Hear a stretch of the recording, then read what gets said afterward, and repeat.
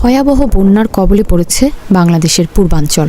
অভিযোগ উঠেছে ভারতের ত্রিপুরা রাজ্যের ডুম্বুর জলবিদ্যুৎ প্রকল্পের বাঁধ খুলে দেওয়ার কারণে বাংলাদেশে এমন পরিস্থিতি হয়েছে।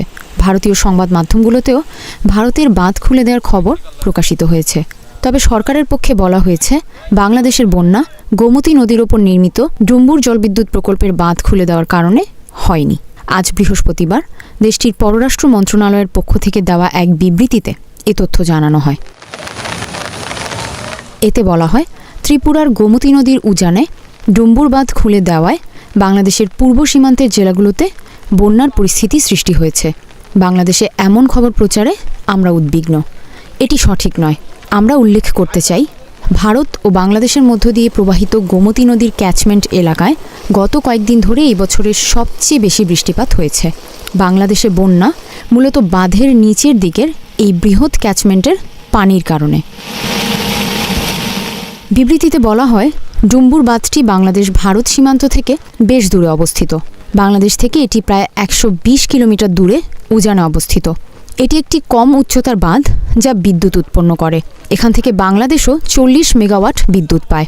প্রায় 120 কিলোমিটার নদী পথে আমাদের অমরপুর, সোনামুড়া এবং সোনামুড়া 2 এই 3টি জলস্তর পর্যবেক্ষণ সাইট রয়েছে। বাংলাদেশ সীমান্তবর্তী সমগ্র ত্রিপুরা ও পার্শ্ববর্তী জেলাগুলোতে গত 21 আগস্ট থেকে ভারী বর্ষণ অব্যাহত রয়েছে। ভারী প্রবাহের ক্ষেত্রে বাঁধগুলোতে স্বয়ংক্রিয় রিলিজ পরিলক্ষিত হয়েছে। অমরপুর স্টেশন একটি দ্বিপাক্ষিক প্রোটোকলের অংশ, যার অধীনে আমরা বাংলাদেশে বাস্তব সময়ের বন্যার তথ্য প্রেরণ করছি। তথ্য অনুযায়ী 21 আগস্ট ভারত সময় দুপুর 3টা পর্যন্ত বাংলাদেশকে ক্রমবর্ধমান বন্যার প্রবণতার ডেটা সরবরাহ করা হয়েছে। এদিন ভারত সময় সন্ধ্যা 6টায় বন্যার কারণে বিদ্যুৎ বিভ্রাট হয়েছে, যার ফলে যোগাযোগের সমস্যা হয়েছে। যেহেতু দুটি দেশে 54টি দেশে অভিন্ন আন্তঃসীমান্ত নদী রয়েছে, তাই নদীর পানি নিয়ে সহযোগিতা আমাদের দ্বিপাক্ষিক সম্পৃক্ততার একটি গুরুত্বপূর্ণ অংশ।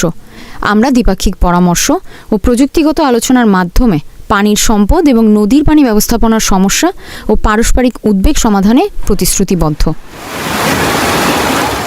এর আগে বুধবারই ভারতীয় একাধিক সংবাদ মাধ্যমে ত্রিপুরায় কয়েকদিনের টানা বৃষ্টিতে ভয়াবহ বন্যা পরিস্থিতির খবর দেওয়া হয়।